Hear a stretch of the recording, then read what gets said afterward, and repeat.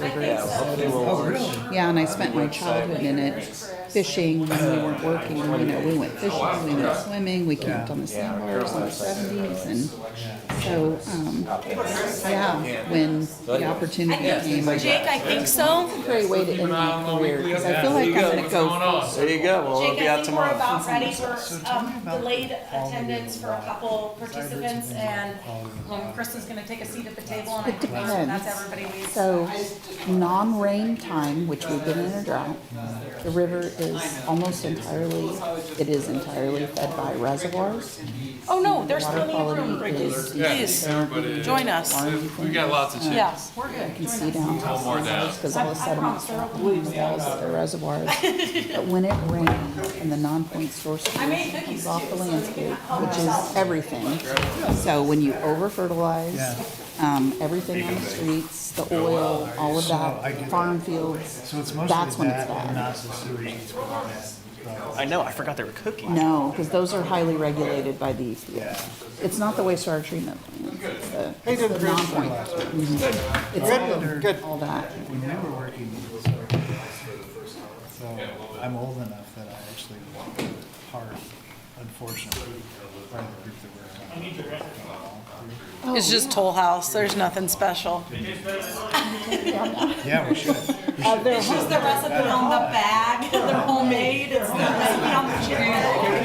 I'm gonna take one home for yeah, probably a first. I get a cookie at City Hall. Or any extra. Yeah, so you got those little slivers.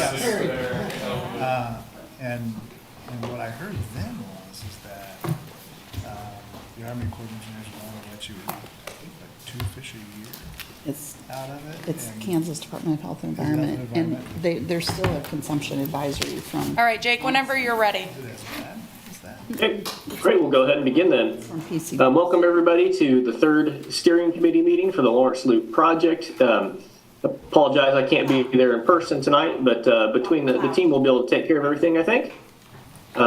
So just before we get going, just a token of gratitude for everybody for their time and efforts during this conversation and during the work that we've done. This tonight is kind of a culmination of the first phase of our work.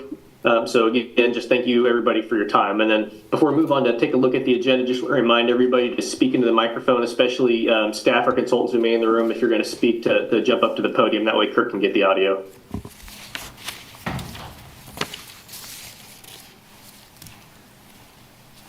All right, I think we're ready for the agenda review. Jessica?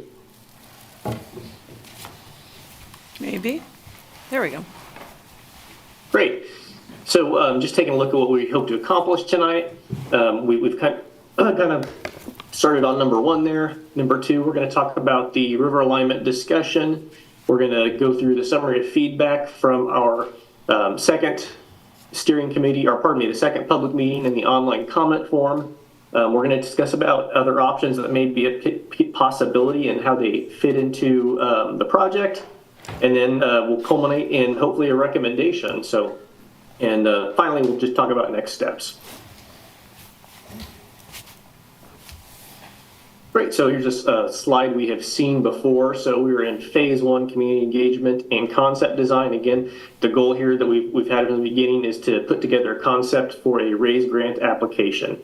After that, we'll look at moving into final design, where we would want your guys' help again to help talk about and discuss other elements of the project. And then finally, if we were successful, we'd be doing a build.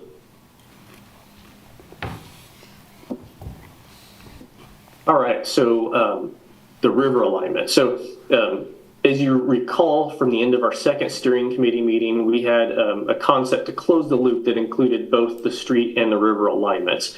Between that meeting and the public meeting, we found out about additional information that basically made that piece not possible. So we definitely wanted to follow up with everybody and have that discussion and answer any questions you have. So with that, really what we're talking about is a conflict with the Bowersock crane tower and cable system. So that's kind of a plan view looking south, a generalized conflict point that we'll see better in the next picture. And there's our profile view. So I've got the cable system highlighted there. And what's attached to that cable system is actually a trolley car that hangs even lower. That trolley car and cable system is used to service, operate, and maintain the bladders there of the dam. With that being so close, and I mean 5 to 10 feet from those bladders, it really provides a conflict that we can't overcome with our multi-use path bridge going through that area. I guess the last note I would have on that is Bowersock also does have some federal controls over what happens in this area, and they indicated they would oppose us if we tried to put something through here. So that was kind of a dead end after that conversation. Let's jump back, Jessica, please. Sorry. Actually, no, that's fine. I just wanted to give everybody a chance to look at the revised narrow concept. So again, when we came out of that meeting, that river alignment extended on, but this is the revised narrow concept that was shown to the public at that second public meeting. So I guess before we move on anymore, I wanted to open up to any discussion or questions you might have about that decision that was made. I think I do. That sounds like a really quick feasibility study that you did on having it not be feasible. How is that actually determined? So Mark Hecker and I met out there with representatives from Bowersock and looked at it, and there's just not a way to bring a bridge through that area that they would support. So I had some conversations with them myself, and I thought there were some other alternatives that they offered that would work. And what would those be? One was to remove the cables, which they said was something that they wanted to do anyway, and to use a bridge structure or some other piece to let the trolley car run on the underside of a connection. Well, that's an interesting concept. I haven't had time to dive into that. Well, it probably raises, I mean, that seemed like a really quick thing to shift from our last meeting to this one, and I guess I'm just wondering, process-wise, how's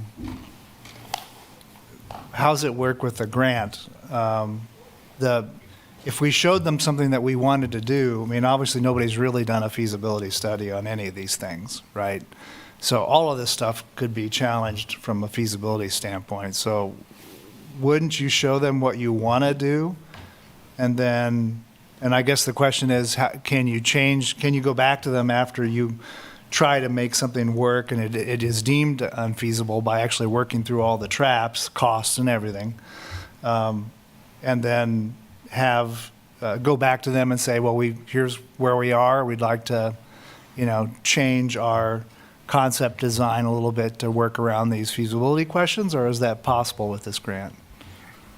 Jake will have to answer that. I wasn't in those conversations with Bowers. Well, and isn't there also, Jake, an issue with FERC, the Federal Energy Regulation Commission, that I don't think that they would allow it either. Is that right? That's what I was speaking to when I said that they've got some federal powers there granted because of FERC. But you're going to be talking to the railroads, Jake. Yes, we've already got a letter of support from the railroad. Right. And so have we tried to negotiate with a federal agency? No, not at this time, not at this concept phase. But it's your understanding that the owner-operator of Bowersock has those federal protections, not just the federal agency, and what was indicated to the city is they would not support an alignment that comes into their space. So that seems like a new revelation that's happened in a conversation, not that the city hasn't been privy to, that creates some dynamics that couldn't have been anticipated prior to a public meeting. Right, Jake? That I don't know what all was considered as that, if that was something that was considered viable. Like the conversation you're revealing to us now, that seems to be... Which was after the city found out about the federal... Correct, but it also seems to be new information that you're presenting at this point after we had to already have made a decision to go. I know you made the decision. I was just asking what options for... How vetted was the decision? Because it was so fast. I mean, these things are admittedly complicated projects. Right? Absolutely, yeah. Everybody wants it to be feasible. Yes. For sure. Yes. I just thinking, wow, that was a really fast decision. Yeah. Was it really vetted? And I think in that sense, from that operator saying, this is not something we'll support, knowing that with a federal agency, then within a 30-day timeframe to go to a federal grant application, Yeah. there is very little room to go into that space, and the last thing you want is another federal agency coming to your federal agency you're trying to apply to say, this isn't a viable option. Well, I guess I would So- just offer that, Yeah. if we had more time, that I understand these things are negotiable with federal agencies, and through my experience, and that we could show them what we want to do, and then we could say, this is what we're going to be working on, because we think it's a really cool idea, as opposed to saying, okay, that seems too hard. Sure. So let's do the easy solution. Another option could be an alternative future project also. Like with what we've proposed, it doesn't eliminate a future negotiation as part of a separate project also. Yeah, it was just one of the coolest parts of it. Yeah. Yeah, there you go. There you go. Lori Lang, Pinckney Neighborhood. I don't think you got your question answered, though. Your question was, if we go through the RAISE process, application process, and use things we want to have happen and then find out those don't work, when a more accurate feasibility study is done, then is it possible to make those adjustments even though we've applied and maybe gotten the grant? I don't know. You fill in the rest of what you wanted to know.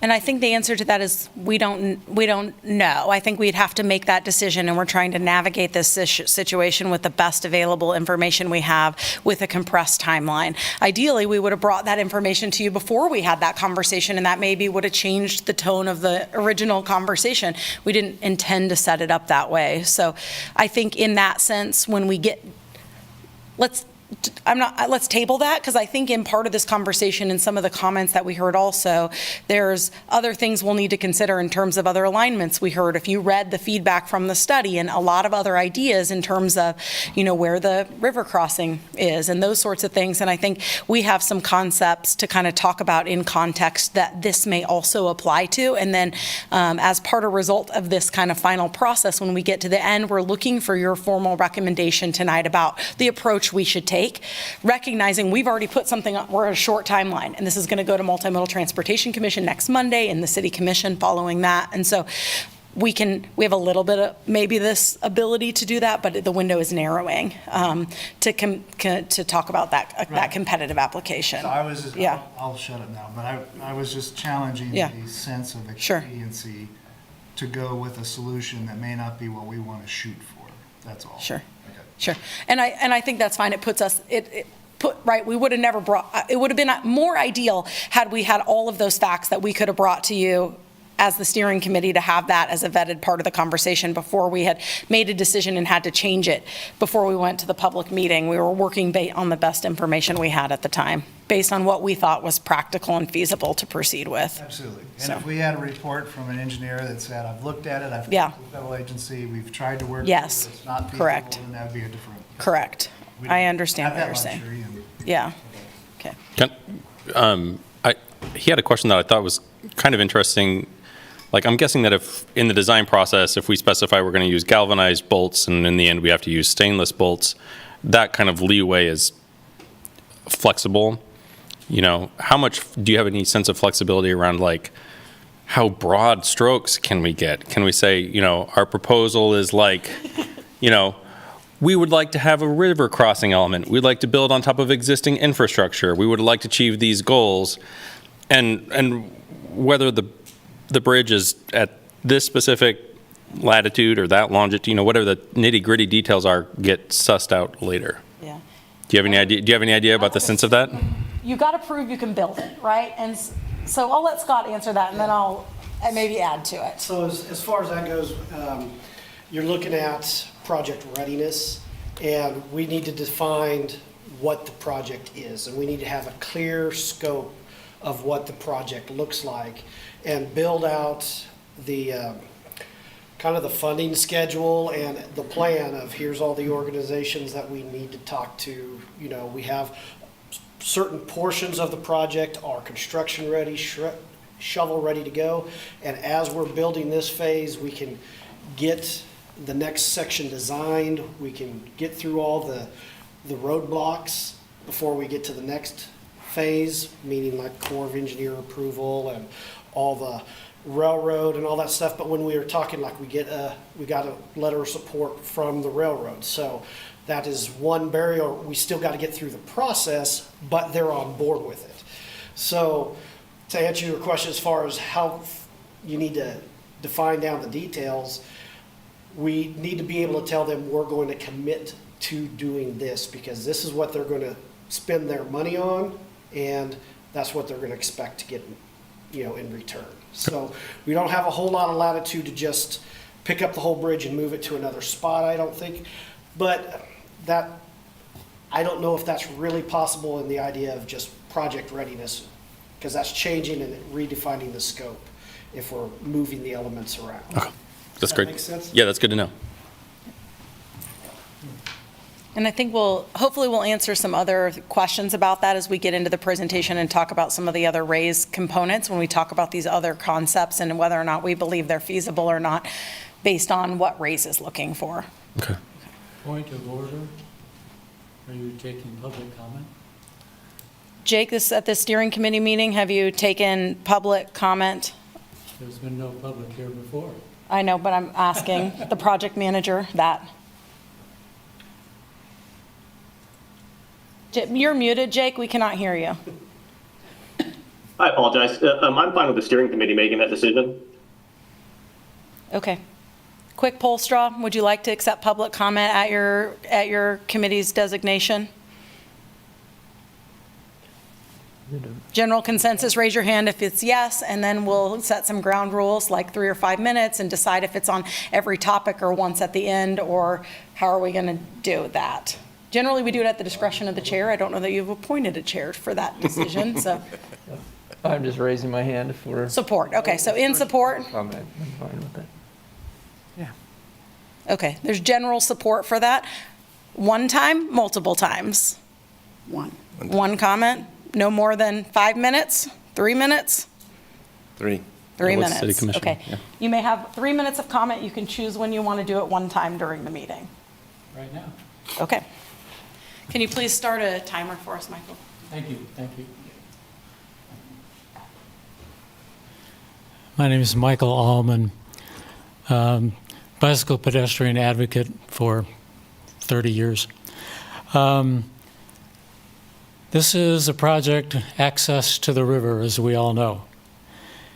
If you take out the river alignment, it pretty much takes out the heart of the whole project, as far as I'm concerned. Alignment along the street is nice if you want to get to downtown, which is important, but it's not getting you to the river. My question, I think very basic question, and maybe it's already been answered some, among you, is what is the measured distance between the cable and the bladder of the dam? I think it's like 30 feet, and not at the center low point of that curve, but up where the bridge would be. What is that distance? Who's to say what the clearance is? If we have to have data if we're going to make a decision like this. And FERC pretty much tells the operator of the dam what to do. For her to come and say, oh, by the way, I've known about this river access for a year at least now, and just happened to think that, oh, there's no clearance now. How could that be? Has she cleared this with FERC? Have we seen any data from FERC? They're pretty painstaking. I mean, you have to have their support. But I don't see any data, either case. You know what that height elevation is? We have not done a survey. This is crazy. I don't agree that this should be out of hand rejected without data. That's my point. Thank you. Yeah. Mm-hmm.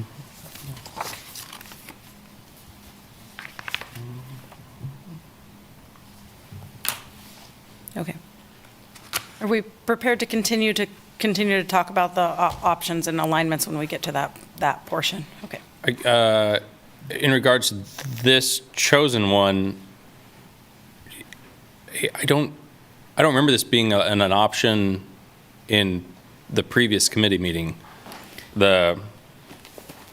These are the components that we understood that the committee agreed to in each portion, minus the section that has been removed in this Okay, so section. that's still So- the river alignment sans. sans that part that what the decision was made to remove it based on conversations Okay. and the engineering judgment made at that point in time based on the project process. Okay, thanks. I just want to clarify, so in terms of access to the river, it's really only that one segment that is gone in terms of access. So it's a segment right in this area, if you can Right. see my cursor, that connects from this point here to a point somewhere in this area. Right. Yes, it's this part that's gone. The proposal still includes this section. Right. As well as these other sections which also provide access to the river in different ways. And because I think it would look good on this slide, like, could you indicate where the existing promenade is on that slide? Is that in here, behind this? Yeah, Yes, Yes. okay. yeah. It's behind that section of, yeah, okay. So we had made that decision to go talk to the community with what was feasible at that point based on your recommendation. That included an open house, 6 to 7 hours of tabling at the library about our project, and an online comment form. A result of that was posted and sent out to you earlier this week, and I have paper copies available of that if you'd like to review those in greater detail.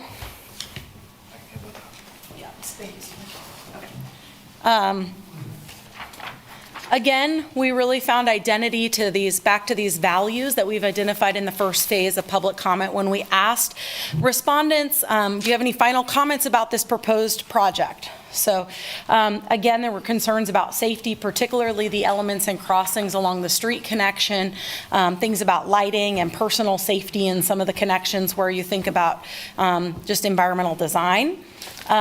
There was connectivity concerns about connection to North Lawrence and Vital, although there was differences in the preferred alignment. Again, we're talking about that upstream, downstream bridge concepts in terms of those preferences. And again, lots of comments about identity, general support for completing the loop and other desires of completing bike ped culture and safely doing so for trip making. That's just high level. There's comments on all ends of the spectrum in terms of, staffing security to how transit interacts and other things. So you can kind of read into those if you want in that process.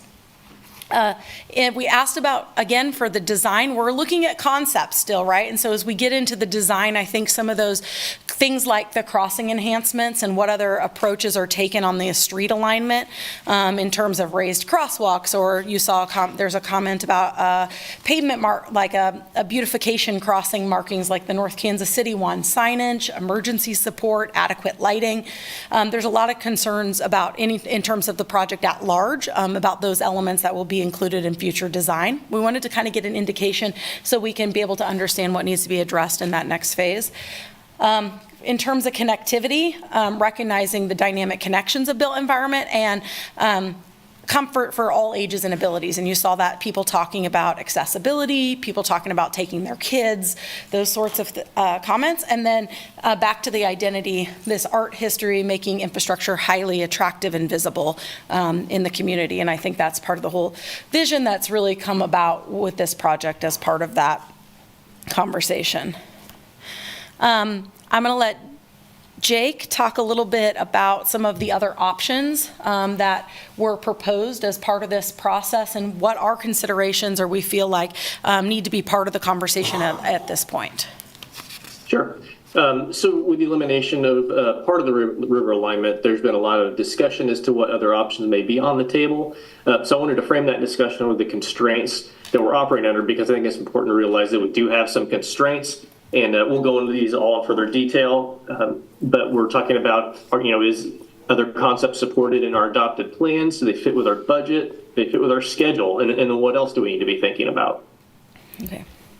So in some of the alignments proposed, and I'm thinking of the one particularly along the levee, that's not infrastructure where, that's not infrastructure in our approved bike ped plans in the sense that we would want to, as part of a RAISE grant application, speaking to the Federal Highway Administration, they're going to be looking for projects that are in our adopted plans. So they're going to be looking for our bicycle, pedestrian, safe routes to school plans, and recognizing that these are community values and priorities on systems and networks. And so some of these elements that as we start talking about them, we have stuff identified as crossings, as concepts, or some of those sorts of things, but we want to be really careful about where we get to in this process to propose a project that wouldn't be supported by something that's in our plans.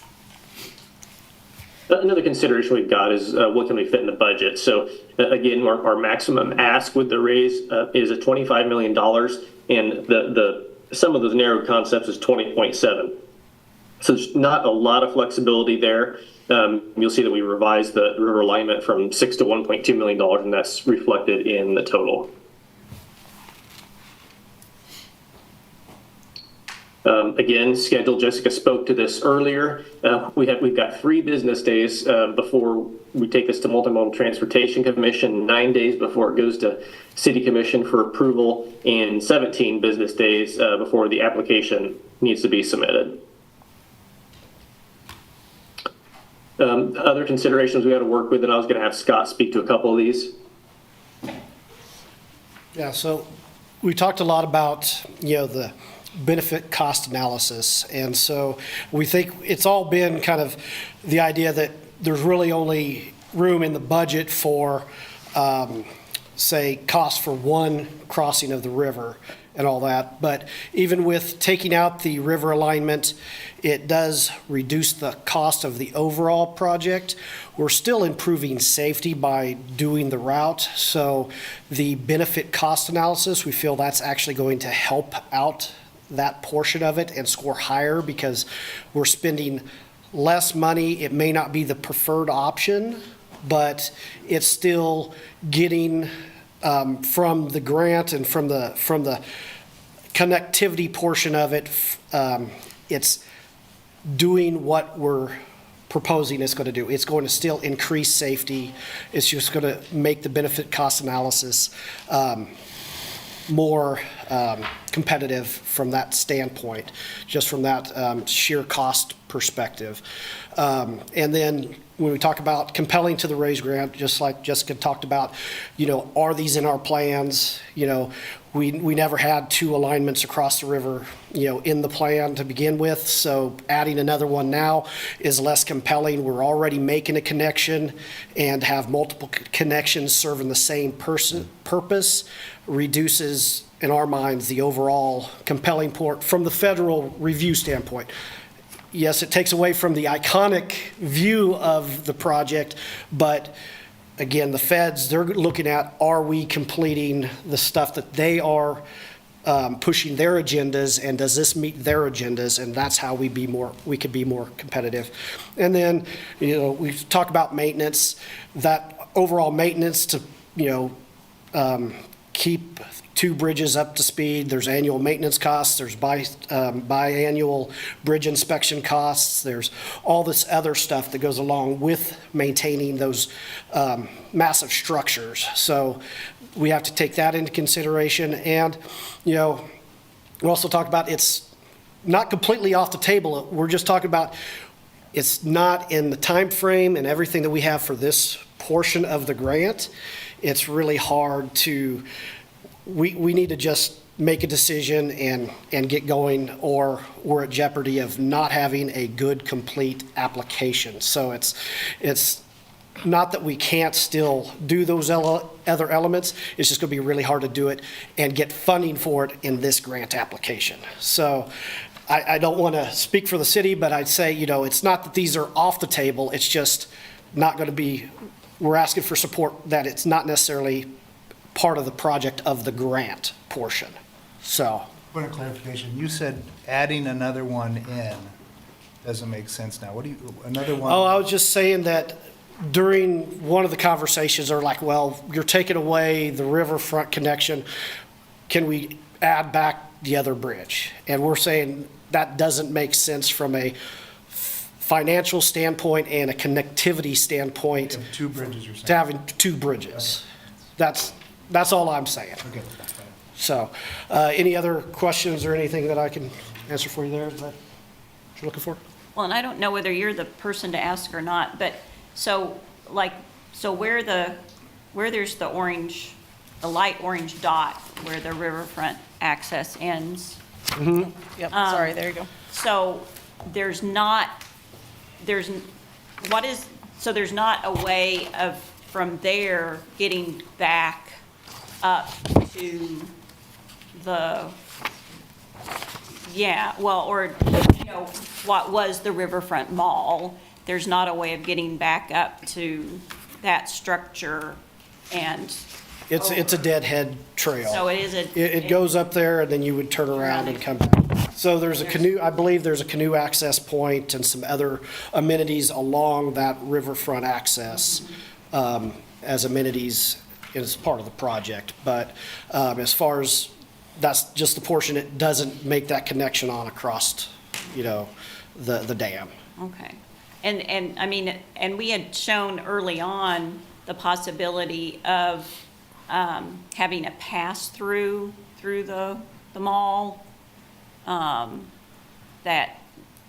I'm not, So that was something that Blue Bridge had shown prior to their involvement with the city project. It's not something the city has ever initiated in a conversation to tear down part of that property. Okay. Because that's what I was thinking, well, that's your way of getting back. That has not been within the scope of the current project. Okay. But all the different possibilities of getting that to not be a dead end and getting back up to the building have been thought about. Probably not within the time constraints provided by this project, and recognizing that the maximum grant amount is $25 million and you're $4.3 million away from that. Okay. Can I ask a, Information on that, if I may. I believe in the 2018 study, it showed what was called option F1 that went through the building that was different than what we had shown as a more elaborate removal of building. So I think that you may be speaking about an even older look at that as well. Yeah. And Jake wasn't the project engineer on that project at that time, but I know they explored other options and didn't end anywhere favorably with them. I have a question. So this steering committee, once the RAISE grant the application has been submitted, just hypothetically, I think everyone hopes that it's awarded, but let's just say it's not. Will this committee still meet to discuss this project, and would there be an opportunity to go back to the drawing board then if the application isn't approved? We would probably need to go, I would assume, Jake can answer that, but I would assume at some point the city commission has set upon a directive when they established the steering committee. If we end up in a place that directive now changed, we would need to go back to the city commission, and that would be impacted by whatever happens in the budget process to determine how a project proceeds. Okay. I was just wondering whether, since, we're under a timeline here for the grant, that if the grant's not successful, if we could come back and revisit. Yeah, I don't think that different ends the design. conversation. Okay. I would say we would need to regroup and take a proposal back to the city commission, and there would be involvement in budget process and other things to decide what further work was going to be done. Thank you. Yeah.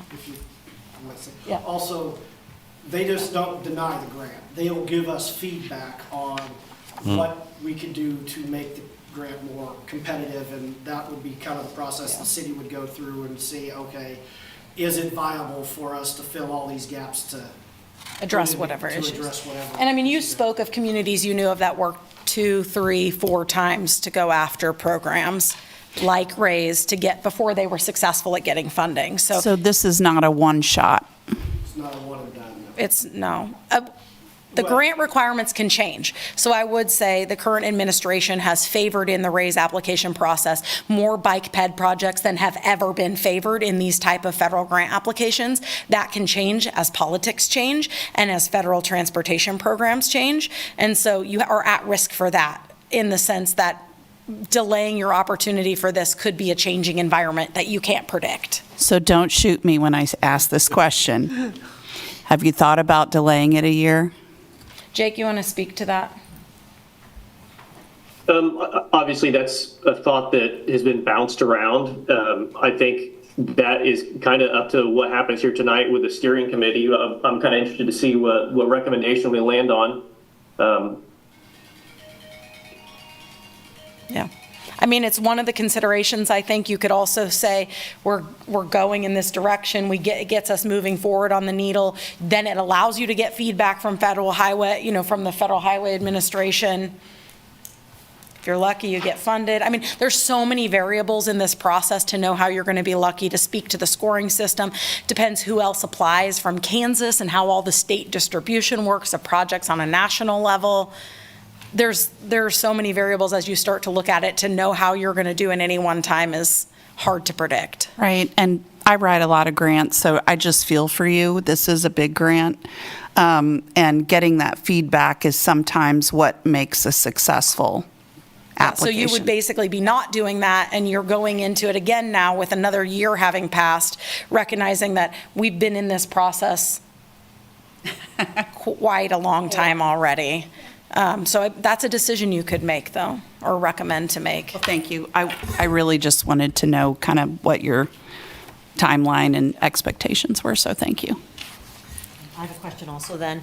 I did miss last month's meeting, so I apologize if we're rehashing something, but the close the loop going down from the 6 million to 1.5, was that because of the segment that was removed? So that would have been Correct. $4.5 million to try to do the Bowersock Dam connection? Correct. Okay, thank you.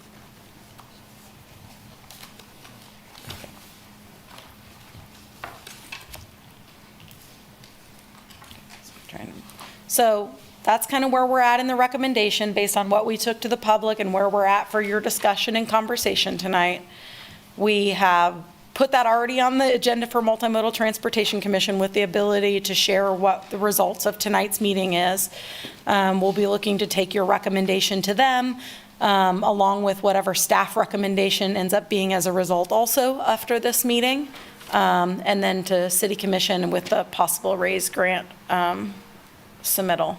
But at this point, we kind of hope that we've started the conversation to share where we're at and our next steps, and we'd open it up probably to you to have a conversation about where you want to go and what you'd like to recommend to us.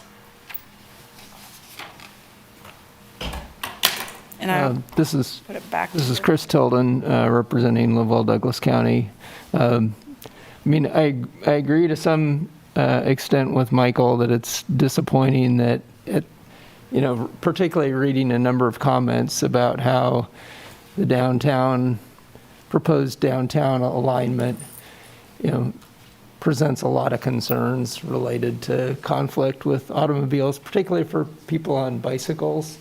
It does seem like an ideal project has a mechanism to get to downtown and a mechanism to get around downtown and create access to the river. At the same time, I recognize that incremental progress is better than no progress, and I'm just excited by this process and the fact that we're talking about this again. I don't have a definitive recommendation for a mechanism that can get us to both with this particular project. I do wonder, we had a discussion last meeting about the location of the bridge. I think our general consensus after discussion was an alignment on the west side. Subsequently, I've begun to wonder, would an option, as I read comments, again, there's a lot of comments about how a more eastern alignment along New York to the Walnut Park would be ideal for North Lawrence residents. It also would then make the river path a little more than just a path that ends at the river. You know, it could create that access to the river as well as the access to North Lawrence. You still have the helix and the big turn, which create that connection through downtown, the connection to Burcham Park. So I'm not proposing that we recommend moving the bridge. I just wanted to throw that out based on comments I see. Is that, you know, a feasible option that might address a few of the concerns that we are hearing from members of the community and that I've heard tonight? And I would say that I read those comments as well and kept seeing over and over them, folks talking about the connection to North Lawrence and allowing people the opportunity to go back and forth between the north neighborhood and the east neighborhood. So just that I recognize the same thing. Yeah, and I think Nate Clark, North Lawrence, and as North Lawrence, I appreciate that comment, and also would like to kind of recall my comment last time. I talked about preserving what was the term that I used? The view. The view. There was like a more magical term for it. Looking east, and someone enlightened me and said, wouldn't you rather sit on a bridge down to the east without a car right behind you or a semi-truck right behind you? So I was like, I wish I'd thought of that in a moment. But also something I don't know if this plays in here, but as far as a cost-benefit analysis of that current bridge, if we were having head-to-head 3-team foot races across the Kaw River, we would have 3 pedestrian footbridges within, 150 feet of each other right there? And just wondering if that might be looked at negatively from a cost-benefit analysis of that's not introducing new value at that particular location.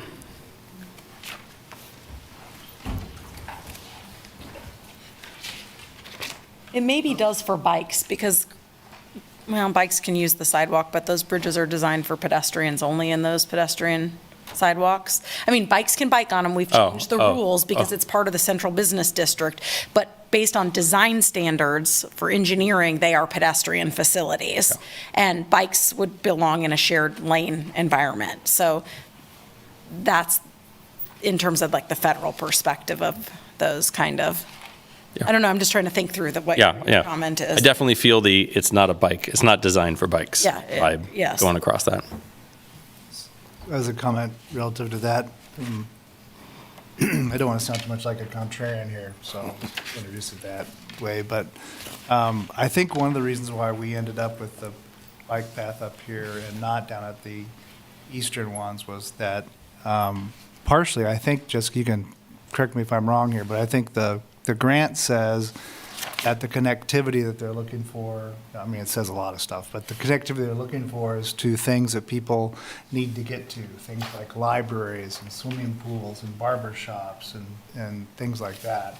And I think it might be a little weak just to say, isn't it cool we're connecting East Lawrence neighborhood to North Lawrence neighborhood? Maybe.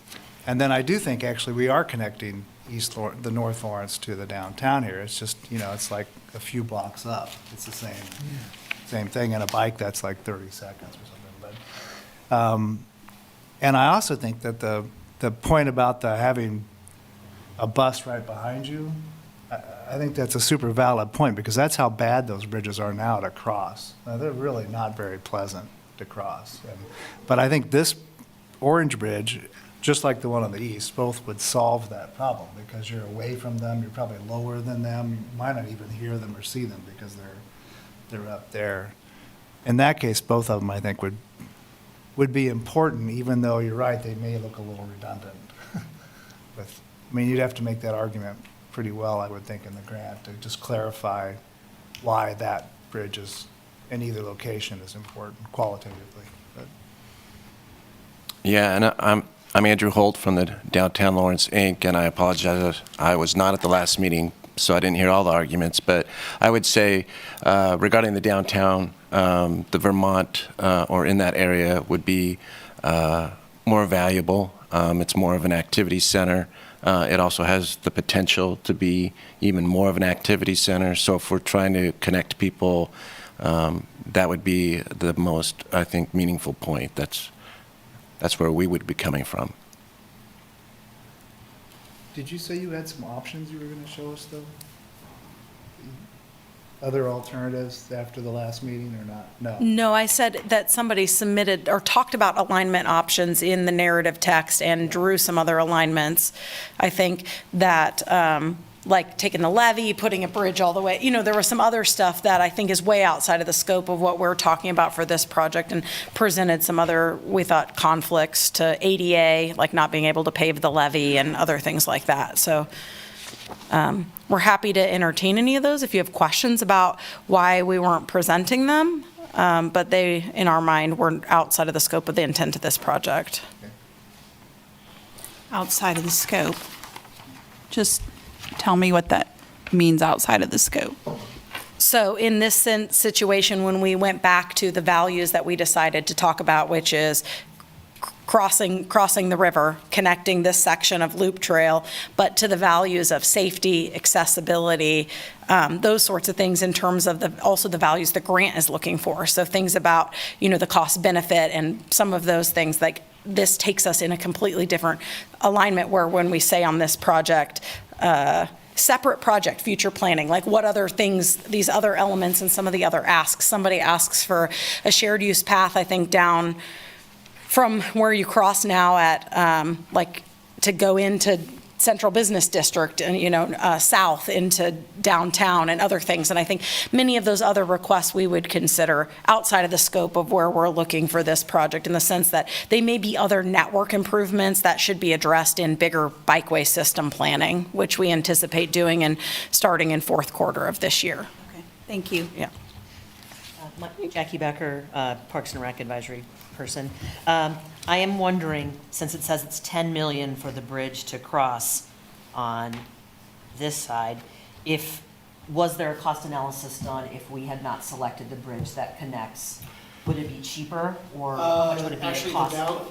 We actually used the cost for the more expensive option, which was downstream, just in the idea that we had to add some extra paths and some other things to get that north alignment back over to an ADA compliant section that our original cost estimate didn't include. So we said, well, we'll just use the higher of the two kind of as the baseline. So And these are concept level costs.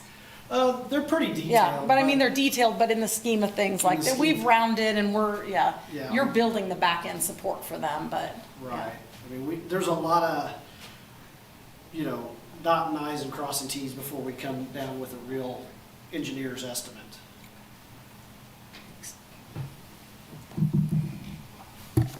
From the city's perspective, is there, if thinking about Chris's and Don's comments, is there any direction that you would provide or recommend as far as east or west of the bridge, upstream versus downstream?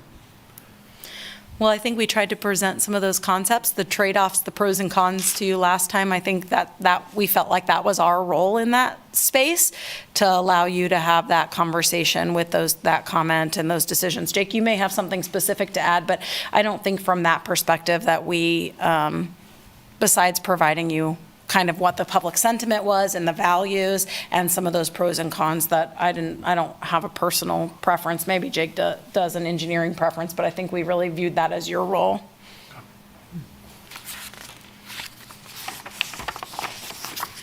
Yeah, Jessica's correct there. I don't think that was our intent to place that bridge. We were looking for guidance from the steering committee on that. Okay. Do you have the route, that the downstream option, the design? I don't remember. Did it just simply go across the river, or did it didn't go back on the other side? There's the 4. Yeah. It doesn't I think get back over. Oh, I was going to say, I think in those we didn't get to that level of detail yet with the thing we showed you, which was just like lines connecting. We hadn't gotten to that level. We were popping back out to talk concepts and locations, and we hadn't gotten to that level. Okay.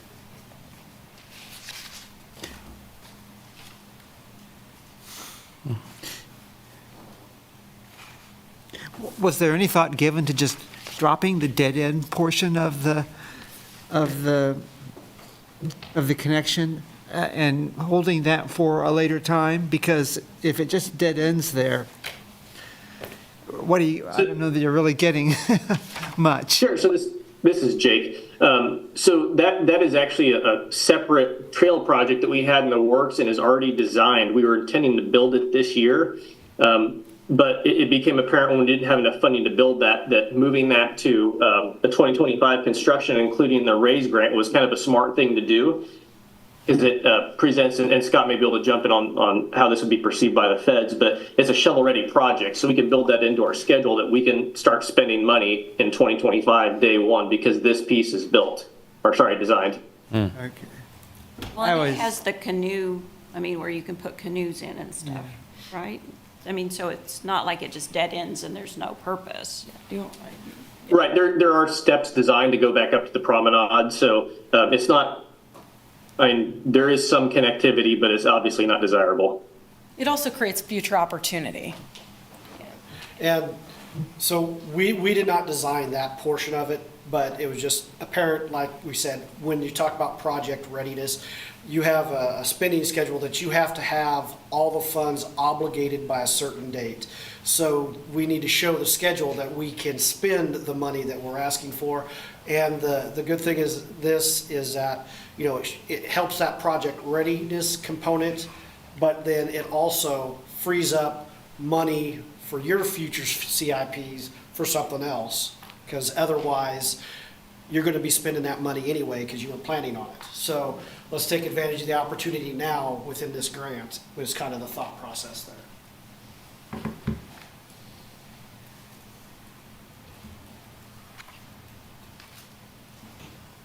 So with the 4-line ones on page 8, obviously it was decided that Vermont Street was the more feasible choice. In ranking, then how did it go? Was it for second, third, and fourth? Was there a ranking? It was of that? basically well, you can all answer, but I think the concept was upstream, not downstream, Okay, and so that it was, the other. yeah. Okay. I didn't know if there was everyone was 4th Street and then Vermont or something like that, But there were also comments that the ones that were in the middle might be more difficult relative to the spray coming off of the dam and freezing during freezing weather and all that sort of stuff. So I think we felt like the one downstream was probably outside that window pretty well, but. That makes sense. Yeah. Thanks. Jessica, you mentioned that explicitly not including the levy is not included in the adopted plans. So the concern there about if we would take an alignment that's more than what we're showing on this part of the levee is part of that route is going to drop you onto a levee that's packed crushed gravel. Based on some of that, we can't pave that levee trail all the way to K10.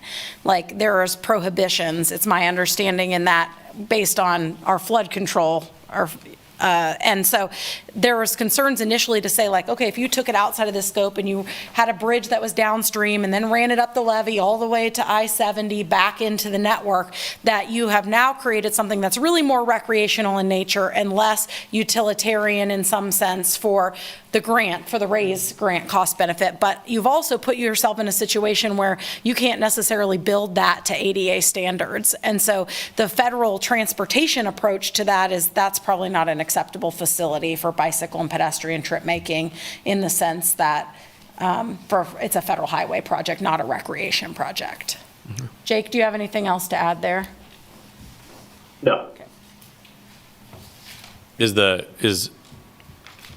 I'm trying to think, is there any part of the loop that's currently would that be acceptable within the concept of the city's Trail plan? trail plan for the Lawrence Loop or something like that? Sure. Well, I think the vision for the loop has always been that that the accessibility is one of the visions for that. It's a transportation infrastructure. So whether you call it trail, it is a trail in some sense in the people's minds of how they perceive it, but it's shared use path, which has a federally defined transportation standard of 8-foot minimum paved pathway. Where when you say trail to me, that means nothing to the feds in the sense that it doesn't have any ADA standard to it. Like you could have a single track trail, a mountain bike trail, you could have, something that's just a goat path, that kind of like, that could mean trail. That doesn't mean anything to federal highway. Federal highway is looking for sidewalk or a shared use path. Shared use path is designed 8 foot at a minimum, and it includes bike and ped. So it has other requirements too in terms of ADA, where all of the recreation facilities don't have those same federal definitions in design.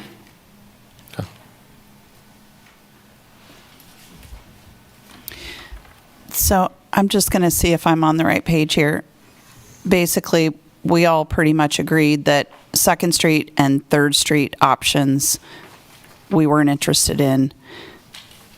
Last time we met, we picked the Vermont Street Bridge, but there's also a lot of feedback that folks like the 4th Street option. So are we at the point where we need to decide which bridge, either confirm Vermont, choose 4th, but that's really what's in front of us? Is that right? I think what's in front of us today is that, in that sense, is decide, do we proceed with what we've shown to the public?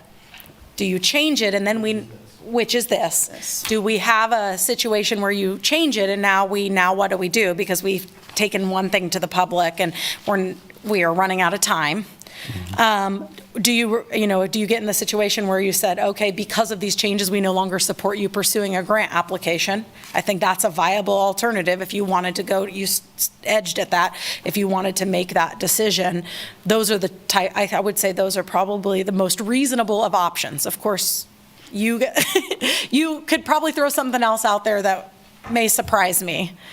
This project seems to be full of a lot of late minute announcements, so I don't know how surprised we would be by some things as the changing nature of how this process has been. But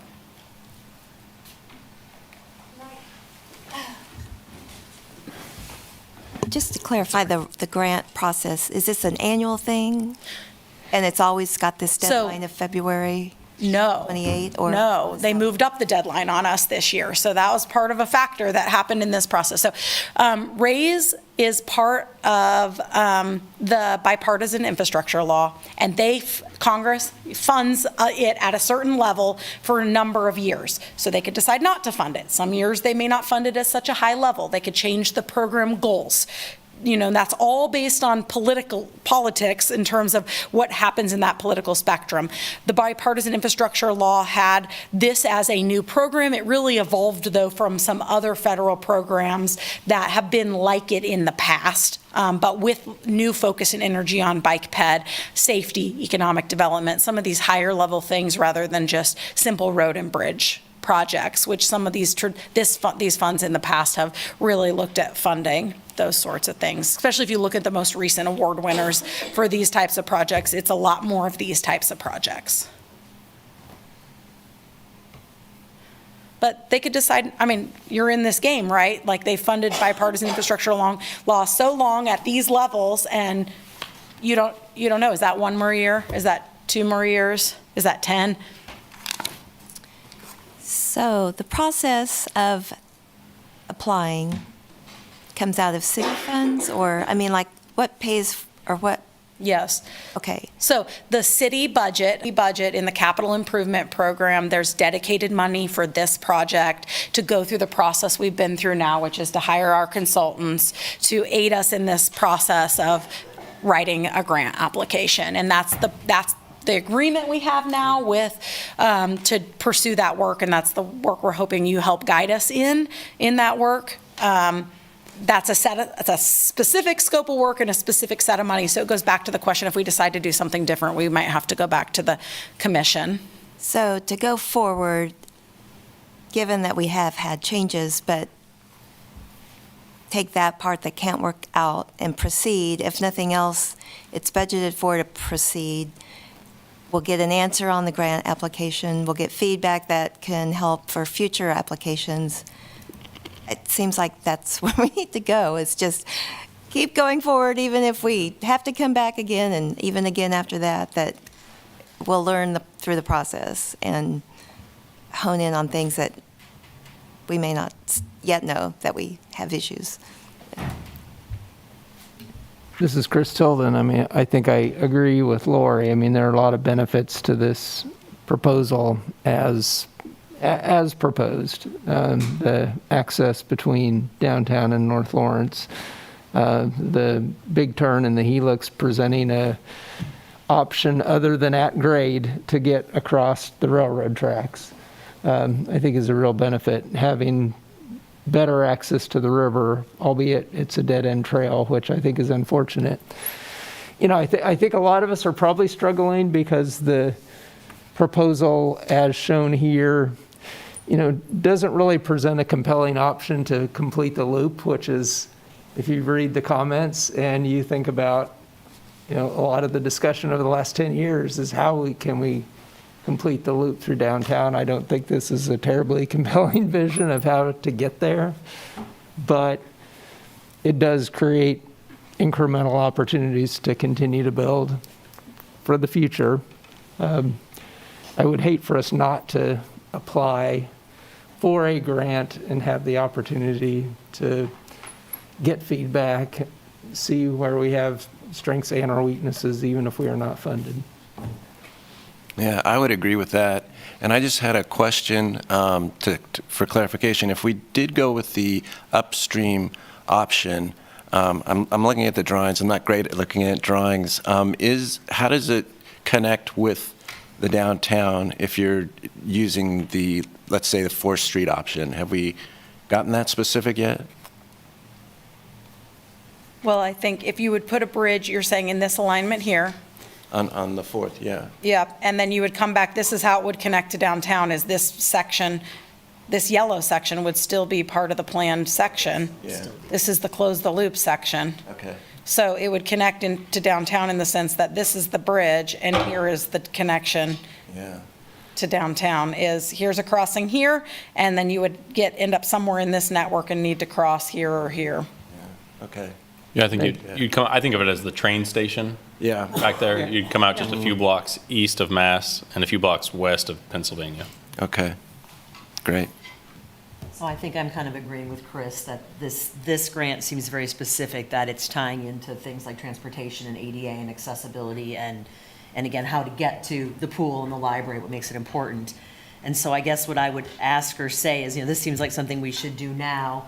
So hopefully we can either ask the city to have a study eventually done on Bowersock, I think is important because the loop isn't getting finished. And I think that should, again, has nothing to do with this, but a next step forward as we go to the next plan after this completion, something to think about. And then also, hopefully there will be grants out there for our bicycle, you know, and pedestrian ways, like since we've started the loop, that could potentially add a 4th Street eventually. But I would be leaning on going through this now because, you know, the money's there, the accessibility is there, let's move forward.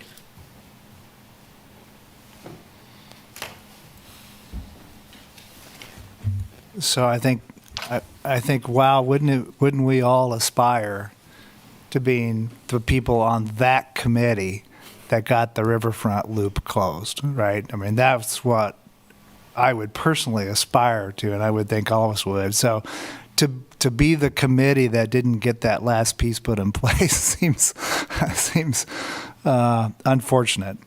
And I also agree with you that the downtown version at the top there is not compelling as a bike path, and I'd probably just ride on the street. That's complicated enough there, trying to get around people and all that. But Yeah, you really have to see that on the ground to see if it works. I mean, yeah, that's the true. Lanes That's laid fair. out, where are the markers, dividers? Yeah. I mean, I would hope we could be more bold with getting that through there in a simple way. But anyway, with those two caveats and really wanting to be on the committee that completes the loop on the riverfront, I would probably support moving forward with the grant with this version of the design. thought that's what we were all doing.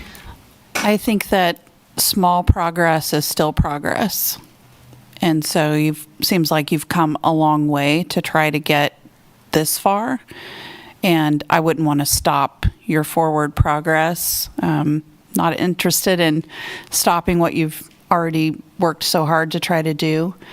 I'm hopeful that this committee will get to continue some work beyond the application, because I have faith that there are people who are going to come up with some great idea that we haven't thought of yet to close the loop. Yeah.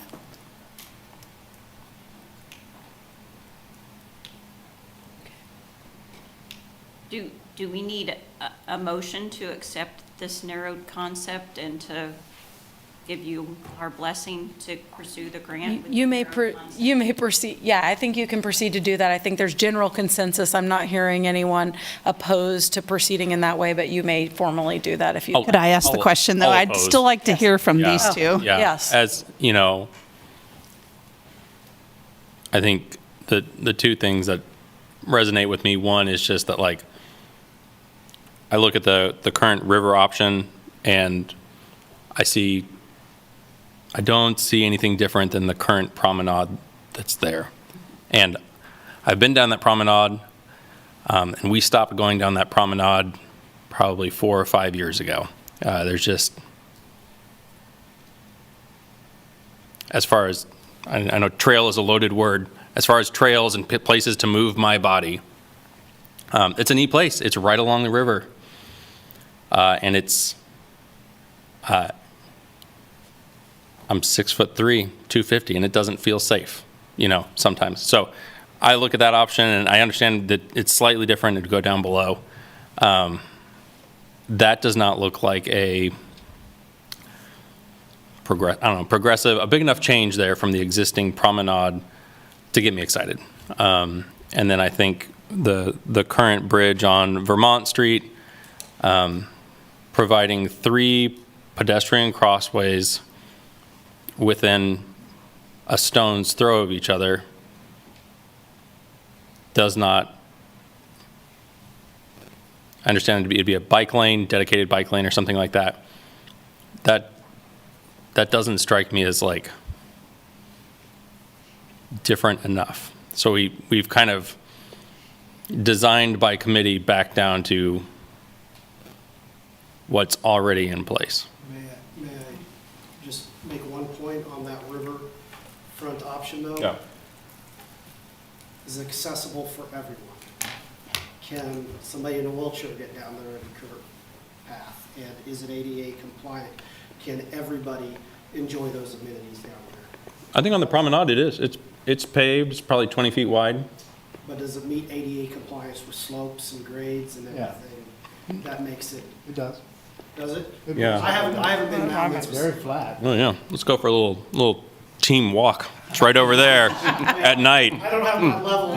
Yeah. My smart level. Do all the- So in that sense, I would, you know, that, and so it's the not enough change there between the two options, and then as someone on as I don't know, like a bike person, I think you said, you know, like navigating downtown, I'm just going to take the streets or something like that. Like, I don't like going downtown. And so one of the goals that I had hoped was that this would take my least favorite part of the loop, which is navigating the downtown section, and turn it into something that could become my favorite part of the loop and everybody's favorite part of the loop. And you know, the idea of crossing at the train station and coming back, even on the existing bridges that are already there, that would alleviate the downtown pressure for me.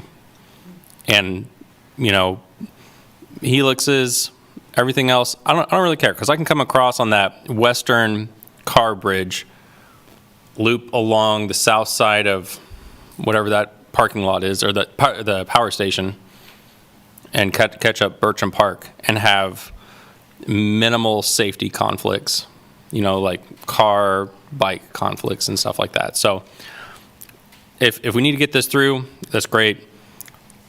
This will not impact anything as a North Lawrence resident, and this will not impact anything as someone who bicycles on the loop.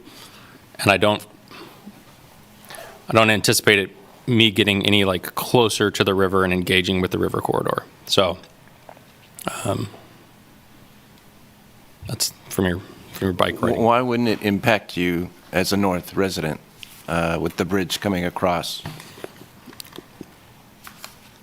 Unless I'm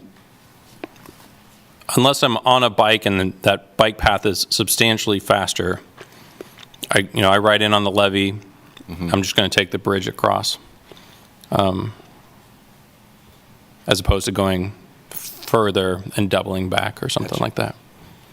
As someone who lives on the east side and who actually biked here, I actually did take that exact route to here. I realize I actually take it every time. When I bike through downtown, I can say as an active cyclist, when I do Bertram, I am the most fearful of that intersection right over here. Yeah. And so I think it's, it's not too bad. I mean, it's not the dream we wanted. It's not under Bower Socks where it's going, but I do feel that the path that they've put out in the yellow that goes through East Lawrence to get around downtown is probably the safest and is the way that I always bike when I try to get to this area to get to the river and whatnot. And I think I would look forward to a safer place, in the upriver to be able to get from Bertram to downtown to where I live. So I think it would impact, at least as an East Lawrence resident, I think it would be beneficial from a bicycle perspective. And that would you're referring to the downtown flat Yeah. street portion? Yes. Yeah. Again, obviously, the dream would have been, just that, but we don't have that. That's not there. I still hope the city will push for this study for Bower Socks. I think it was such an important point that was brought up at the beginning of the meeting that shouldn't go away, that we need to see if through the federal and through the city that eventually if that can be taken care of. But I think, at least from a cycling perspective, I'm okay with that. I want to speak for a minute to what Nate was saying because, I said I was supportive of the grant, and I am supportive of the grant. But as the Kansas River Keeper for Friends of the Kaw, when I think about the river users, the better option is the 4th Street Bridge. The better option is the view of the river, the connection to the river, the connection that people will have to the river. I mean, the river's one of the most important aspects of Lawrence. And they're not going to have the same connection that they're going to have on Vermont Street. They're just not. And so if you're wanting to create a true connection to the river, it would be better served on the bridge downstream. Would you describe the differences? What would they not see? Well, on the Vermont Street Bridge, they're going to see the double bridge. They're not going to see the sunrise in the morning. But they'll see the sunset. And they'll see the view. They potentially could see the sunset, but I don't think it's the same as the sunrise. The sunrise is right up the middle of the river. It's an absolutely beautiful view, and the river flows that way. So you're going to see the river going away from you as if you're going downstream with it. So I'm just saying from a river person perspective, when people come to town, they're going to want to walk out on that bridge. And what do we want them to see? So those are just some things that I think about.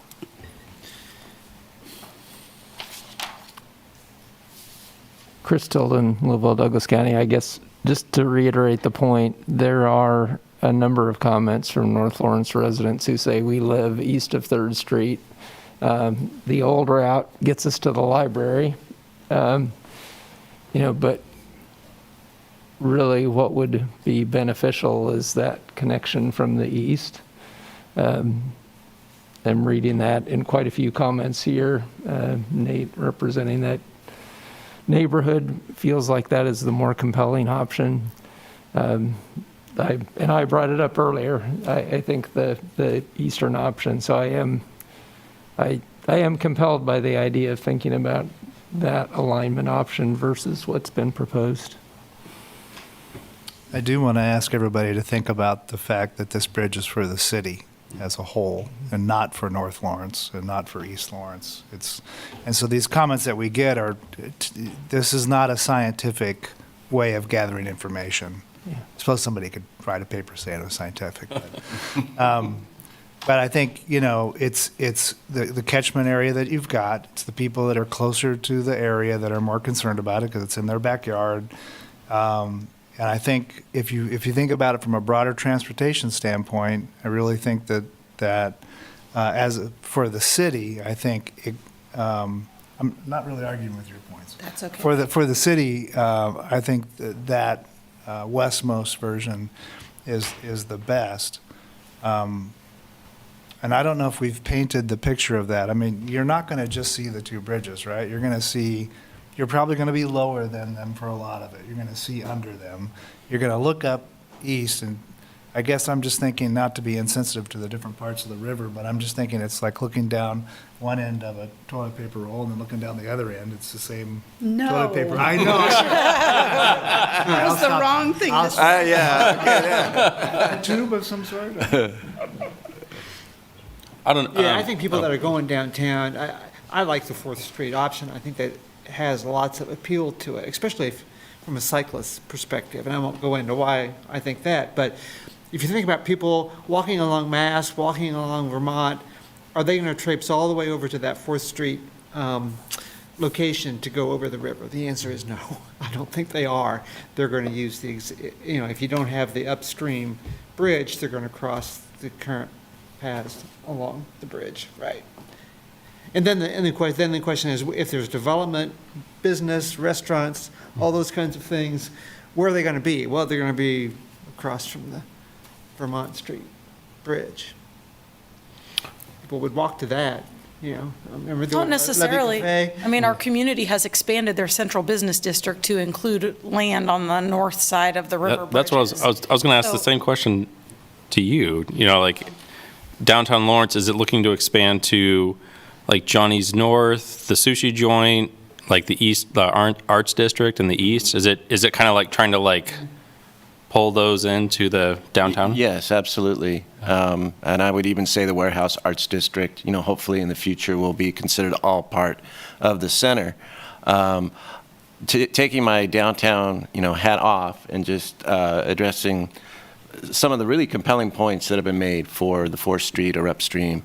But I just wonder if, as far as the grant is concerned, the goal is to create the connectivity and the closing the loop. And would it hurt the grant effort if we, went upstream and that didn't happen completely, or at least as ideally as it would be if we had it at Vermont? That's my question. Could you say that again? So the goal of it was not articulate, I apologize. So the goal of the grant is connectivity, and I think that the upstream is less connective as far as closing the whole loop. Yeah. Yeah, I think you're I'm saying at the downstream. river. Yeah. I'm sorry, downstream. Yeah, Vermont and 4th. Yeah, 4th is, I think, might put us in a more vulnerable position. To the grant. Yes. Thank you. I think you were misspeaking. Yes, I was. So you think that, okay, Vermont is not the preferred location from the standpoint of completing the loop? No, I do. I do think it is. I think the 4th is less, it leaves us more vulnerable for the feds to say, you're not really hitting the goal of connectivity. You're not bringing it to, just as you mentioned, the activity center. Yeah.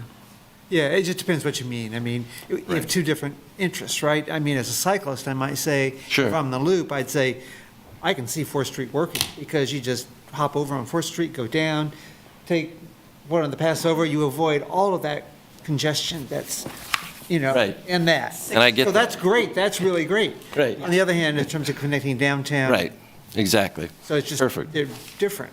Yeah. Well, and getting out of Lawrence, I agree with you, going north, there's only so many ways to go north out of Lawrence, right? Yeah. It'd be really great to have that as a cyclist, too. It's not completing the loop, which was the major thing we were supposed to be doing, I think. Well, Fourth Street kind of does. I mean, you just go over and then you have to cross again, but Yeah, you don't, I mean, I you wouldn't ride miss out to the the gravel. busyness. Yeah, okay, we could, I think that, I keep talking out of both sides of my mouth when it comes to the trails. Because at the end of the day, I really think, and I agree with you, I mean, it's not just a handful of North Lawrence residents. I think there are multiple reasons that trail is compelling. I do have concerns based on what Jessica said about accessibility. You know, that is a trail that will end up on the top of the levee, which can't be paved. And so I am concerned about the competitiveness of the application if that is the option for the RAISE grant. Yeah. Going back to, And maybe Jake can speak to what they looked at for connections in some of that. I mean, I think that was one of the things we originally saw when I looked at this in terms of seeing some of the stuff that had been previously drawn is that, well, we've got to connect back to the existing network. And the levee is not necessarily the network that's ADA accessible. And so thinking about it as a safe route, you know, currently kids who live in North Lawrence, the middle school they go to is currently Liberty Memorial Central. And the bridges are part of their route that is designated. And so this would be an alternative in that. And that was one of the many things we talked about, I think, last meeting, where we were looking at upstream and downstream in terms of, you know, there's this economic development, commercial connections, destination pool, library for those kids and connecting, you know, to the west and then to the east, you know, back into the neighborhood and to the school. We talked about all those things, and you're right. Some people may choose to use it no matter where it is. Do you know what I mean? Because it's safer and more attractive. Some people may choose still never, you know, not to use it. And you may get different people based on where it is. And that's the challenge in building this type of infrastructure is whose benefits and who doesn't based on where you put it. But I'd go back to the earlier comments. It's not perfect, but you got to keep moving, right? And just to clarify and back up, the reason we really can't even think about the Fourth Street is it hasn't been presented publicly, and that whole process is guided by I mean, that would be another situation we would end up in where if So you we really propose can't think that. about, we've moved past the Fourth Street, I think, really. And, you know, it's hard to restart a process, right? I mean, there's a lot of energy behind the process. And we don't have time. Taking For place. at least So the initial You have a application. time problem, but then you could lose energy, right? With a lapse Yeah. in the effort. I mean, who knows? I mean, the city. I'd love to see Fourth Street as a future project. Because I like that location, and it really, you know, I wouldn't even, well, to me, that's not North Lawrence, that's the levee. It's like North Lawrence is east of the bridges, and that's where the Fourth Street would go to, but, you know. Yeah. So it doesn't punch that box, check that box, but we can hope for future. Yeah, when our downtown expands to the east, you know, cultural arts district in North Lawrence, then maybe that's the right time for the Fourth Street Bridge to, when that, you know, all becomes that way, and we can concrete that part of the levee and have some development, and there you go. But not today, you know. So I'm just, as the guy who's going to vote for the 4th Street Bridge, regardless of the answer you're going to put forward here, is 4th Street like officially off the table, or is it just like, that's an option, it's just going to present a few challenges in the next 3 days? I think that creates the situation where staff will have to convene and decide if we have a different recommendation to Multimodal Transportation Commission than what the steering commission recommends. Okay. And staff will have to make that decision based on our best guidance and feeling about where we've been in the process. Okay. So I can't say that now in terms of what I think that will be, but that could result in that. Okay. And then it puts it on somebody else, right, to make that decision. So. I just want to address your concern, Lori, and that is, I don't know that we have to take that bridge off the table because it hasn't been, quote, presented to the public. In the sense that the narrowed concept was presented to the public which also didn't come before this group. You know, not any fault of city staff. That was an issue of timing, where because of the discussion about feasibility, the narrowed concept had to be presented to the public, which was also not discussed in this group. So, you know, the group made a decision, I think, about Vermont Street based on the concept that wasn't narrow. So I don't think we have to feel like, because what was presented to the public at this second, the second public input session should constrain us in that decision, which is not to say that I'm not saying which decision is right. I just don't know that we should feel constrained based on what was presented to the public at that second meeting.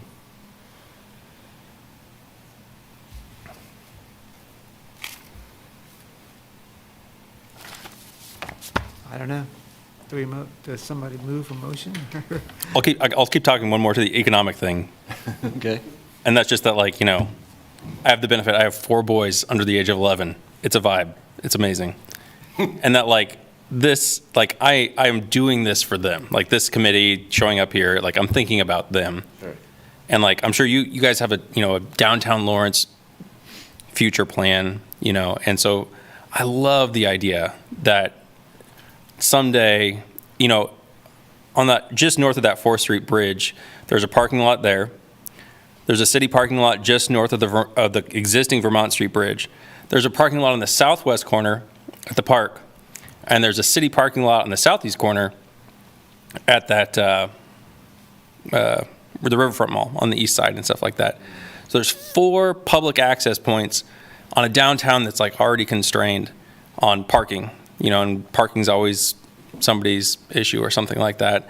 And just that, like, I'm thinking, like, in 10 years, the arts district is more developed. And in maybe in 10 years, they'll get that thing built behind Johnny's. And in, you know, whatever Wes is building at that intersection right there on, like, Locust and 4th, like that, like, kind of multi-use space there, like, that turns into a little bit more commercial development or something like that. And having something that, you know, like, we could bike in from any direction, because the loop feeds into this, the levee feeds into this little nugget of joy here. You could drive in and park in any of those cardinal locations there. And, like, I'm gonna do like a dinner run, and I'm gonna get wings at Johnny's. I'm gonna go downtown and have dinner. I'm gonna walk across that bridge. I'm gonna take the path into the East Arts District and get a beer at LBC.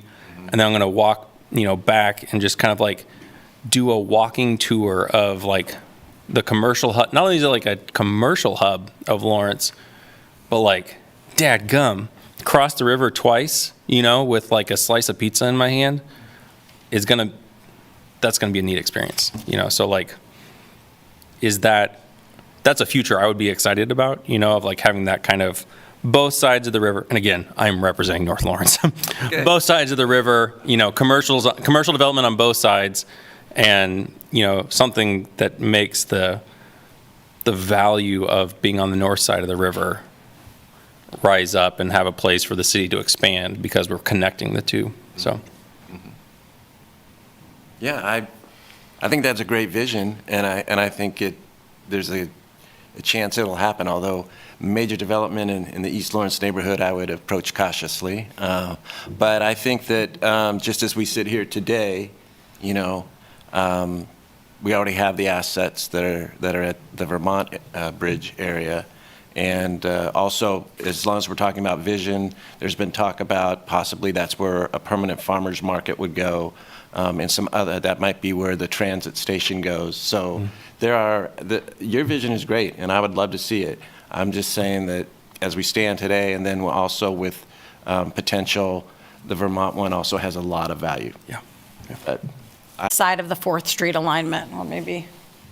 Well, I don't think we've designed that per se. It's just more concept. We know it needs to happen. Yeah.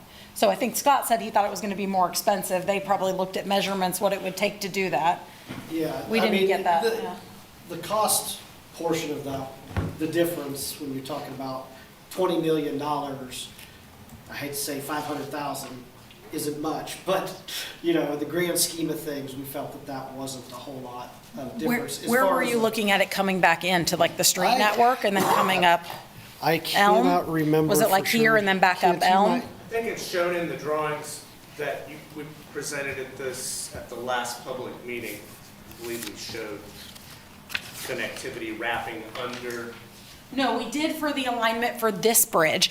They're asking if there was a 4th Street bridge, because here we showed what this alignment is to connect back to the network. They're saying if the bridge was here, how would it connect back to the network? And I'm not sure we necessarily determined that. I don't think you would get this same, you know what I mean, the same pavement of this undercrossing here. It may, I don't know where it would come down. Do you know what I mean? And how you'd have to do that? Do you have to have a switchback to come back off Well, the? if I remember right, it was coming more around this little spot here, so Oh. it was kind of coming across, connecting like right up in Oh, here when you somewhere. looked at an alignment, but they're But talking then- about an alignment that's here, Right. so. This was one of the concepts we showed, correct? It was more in that area, I think. But yeah, if they were looking at, I you know, think Jake somewhere had a about line here. that was like 1, 2, 3, 4. Right. Yeah. Now, we were looking up here, which was a longer crossing, so it would cost more to build here versus going more perpendicular at a shallower or more narrow portion of the river. So that could be a benefit, but again, that's not an option that we have any analysis on to really be able to make that viable. I mean, after we made that decision with the committee, you pursue down the path of spending your energy and resources in this space, so.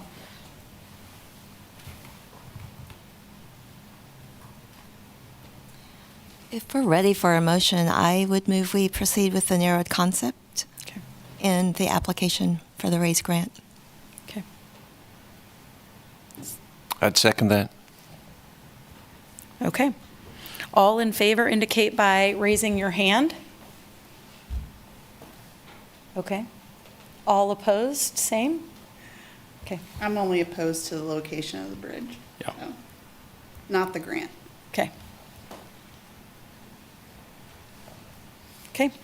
Well, in that sense, it's a 7-2 decision to proceed with the grant, and we will share that information with the steering committee with that feedback and with the kind of a summary of some of the concerns and discussion that was had as part of this conversation. So, Jake, do you have anything else you need at this point, or are we done with our work? Nope. Thank you for a great discussion, everybody, tonight. Again, I'm sorry I couldn't be there. I would encourage anybody who wants to attend the Multimodal Transportation Committee meeting next Monday, where they'll take this recommendation up. And also, again, if you're interested in providing letters of support from your organizations for the project, I think Mike will be reaching out and be able to provide a form letter. So reach out to us if you have any questions on that. Thank you. Nice to meet you all. It is in this room, Monday night at 6 o'clock. There's no study session, so it's just. It's not.